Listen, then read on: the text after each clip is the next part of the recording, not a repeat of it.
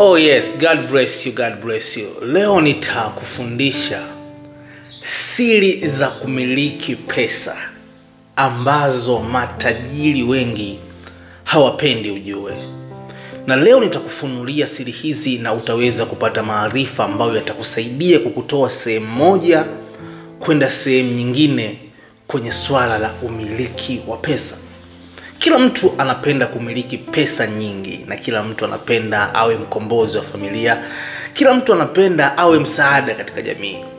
Na ili uweze kufanikisha mambo yote hayo, lazima uwe na nguvu ya uchumi. Hata maandiko matakatifu yanazungumza baadhi ya watu waliokuwa na nguvu ya uchumi. Unajua kuna watu wengi wanakosea sana. Eti wanahisi eti Mungu ndio anawapenda sana watu maskini. Mungu ndio anawafurahia sana watu maskini. Mungu anampenda kila mtu. Lakini haimaanishi kama ukiwa maskini ndio Mungu atakupenda sana. Hapana, ni uongo. Kweli kuna maskini kwenye Biblia waliowahi kupendwa na Mungu kama kina Lazaro na wengineo wengi tu. Wakoma walikuwa watu maskini na Mungu aliwafanya mambo matendo makuu zaidi. Lakini Mungu alikuwa karibu sana na watu ambao walikuwa wanamtii, wanafuata sheria zake, na Mungu aliwabariki na wakawa matajiri wakubwa. Ukisoma kwa habari ya Ibrahim, baba wa imani. Ibrahim alikuwa tajiri mkubwa ambaye ana uwezo wa kumiliki jeshi. Ibrahim hakuwa mchungaji, hakuwa nabii, hakuwa mtume. Alikuwa ni mfanyabiashara ambaye ameishi vizuri na Mungu hadi kuwa baba wa imani. Mwanae uzao wa Yakobo alikuwa ni mfugaji wenye heshima. Kwa hiyo Mfalme Suleiman hakuwa mchungaji wala hakuwa nabii, alikuwa ni mwanasiasa. Lakini alikuwa ni miongoni mwa watu matajiri sana ambaye utajiri wake asili yake ulitokana na Mungu. Sasa leo nitakupa siri hizi ambazo matajiri wengi hawapendi uzijue. Hizi ni siri za utajiri ambazo matajiri wengi hawapendi wewe uweze kuzifahamu, kwa sababu wanapenda waendelee kuwa wachache zaidi. Na siri ya kwanza ni nidhamu. Hapa tunazungumzia nidhamu ya pesa. Kuna watu tu wakipata pesa tabia zinabadilika. Anabadilisha na marafiki, anabadilisha na mke, anabadilisha na mume, anabadilisha kila kitu. Anajikuta anakosa consistency, muendelezo, kwa sababu pesa inatakiwa iingie nyingi, itoke kidogo. Hiyo ndio kanuni na nidhamu ya pesa. Ukianza kupata pesa, usizidishe matumizi ghafla. Ongeza matumizi kulingana na kipato chako. Siri ya pili ni kugeuza changamoto kuwa fursa. Ili uweze kumiliki pesa nyingi na uweze kuwa tajiri mkubwa, lazima kwenye kila changamoto uweze kuona jicho la fursa. Je, kuna ugonjwa uliingia duniani, mfano kama ugonjwa wa corona, nitolee mfano. Ugonjwa ambao ulitesa sana dunia.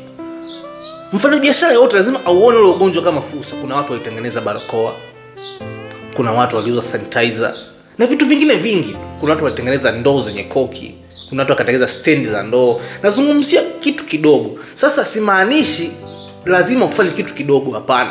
Kwenye changamoto yoyote lazima uwe na jicho la fursa. Changamoto hii naigeuza vipi kuwa fursa kwangu? Inawezekana ikawa ni janga la taifa zima, inawezekana likawa janga la dunia nzima. Lile janga unaliconvert vipi liweze kuwa fursa? Lakini siri ya tatu ni ubunifu. Kwenye uwekezaji wowote, kwenye juhudi yoyote, ongeza na ubunifu. Yamkini mnafanya biashara kwa mstari, labda wote mnauza bidhaa moja. Sasa kwa nini mteja aje kwako asiende hapa? Au kwa nini mteja aje kwenye M-Pesa yako wewe asiende M-Pesa ya mtaani kwake? Au kwa nini mteja aje anunue nguo kwako wewe asiende kununua duka la mtaani kwake? Hapa ndipo masuala ya ubunifu, customer care, customer service yanahitajika. Siri hizi matajiri wanazifahamu, ndio maana wanaendelea kuwa matajiri. Lakini siri ya 4 ni kufuata sheria. Siku zote ukifanya biashara sehemu yoyote ama ukiishi sehemu yoyote, hakikisha unaepuka migogoro na uongozi wa hapo. Ukianza migogoro tu utashindwa kufanya mambo kwa utulivu. Actually utajikuta unafanya mambo kwa kukosa utulivu. Utajikuta unaweza kuingia kwenye matatizo pasipo wewe kutarajia. Mfano, fuata sheria. lipa kodi kwa wakati. Usipigane, usimtukane mtu. Usije ukajikuta unaenda jela, unapoteza ile thamani yako ya uwekezaji ulioifanya kwa miaka mingi. Lakini siri ya 5 ni uvumilivu. Unapopitia kwenye kipindi kigumu kwenye swala la uwekezaji wowote, jifunze kuwa mvumilivu. Na rejea waliofanikiwa walivyopitia vipindi kama hivyo walifanya mbinu gani. Usiwe mtu wa kupaniki, usiwe mtu wa give up, kukata tamaa. Vumilia hadi dakika ya mwisho. Wacheza mpira wanasema matokeo sahihi ya mechi ni mpaka pale refa atakapopuliza filimbi ya mpira umetamatika au mpira umemalizika. Hata kama ni dakika ya 99, dakika 10 zimeongezwa, usi give up mpaka refa atakaposema mpira huu umeisha. Lakini siri ya 6 ni elimu ya biashara. Huwezi kufanikiwa kwenye biashara kubwa bila kupitia elimu ya biashara. Elimu ya biashara sio lazima tu umesoma darasani. Kuna elimu ya uzoefu wa mtaani. Mara nyingi watu ambao wamesoma darasani, elimu za mtaani huwa zinawashinda. Ukimsikia mfanyabiashara mtaani anasema nimejifunza kitu, basi ujue hapo kuna hasara fulani ameipata au kuna gharama fulani amelipia. Elimu ya mtaani na yenyewe haikufundishi bure. Eti watu wanahisi tu eti ukilipa ada shule ukijifunza ndio inatosha. Ukija mtaani huku na kwenye lazima ulipie gharama. Moja kati ya gharama za kulipia ni unapoanza kitu fulani unaweza ukapata hasara, ukosefu wa uzoefu. Sasa elimu ya mtaani inaweza kukusaidia kwenye biashara ambayo inaanza. Lakini biashara ikishakuwa kubwa zaidi mpaka ina matawi, lazima uingie kwenye elimu ya darasani. Uwezi ukakwepa. Kipato na matumizi uwezi ukakwepa. Hata TRA wakija wanataka mahesabu yaliyonyoka, yaliyopigwa na auditor, wahasibu, hivi na hivi, lazima tu. Uwezi kukwepa. Lakini siri ya 7 ni kubadilika kulingana na mazingira. Jifunze, tunasema switch according to the environment. Kubadilika kutokana na mazingira. Msimu wa mvua uza miamvuli. Msimu wa mvua mfano mtu anaweza akauza uji. Natoa tu mfano. Msimu wa mvua mtu anaweza labda bajaji yake akaiwekea kimfuniko, bodaboda yake akaiwekea mwamvuli. Ndio tunachokimaanisha hapo. Simaanishi kama uendeshe bodaboda au uuze miamvuli. Natoa tu mfano. Msimu wa jua uza vitu vya baridi. Natoa tu mfano uweze kuswitch kulingana na mazingira. Mazingira yanataka bidhaa gani?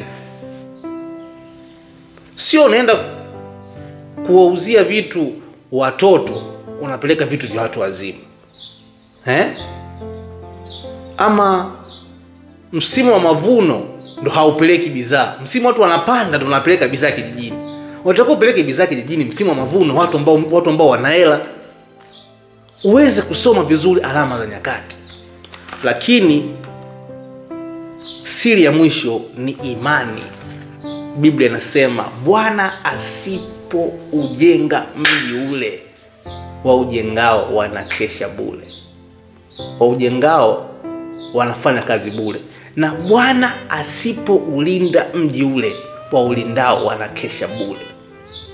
God bless you. Mungu akubariki sana. Usiache kusubscribe, kulike, kucomment pamoja na kushare ili uwe wa kwanza kati ya wale ambao wanapata mafundisho yetu mazuri pindi tu yanapoweza kutoka.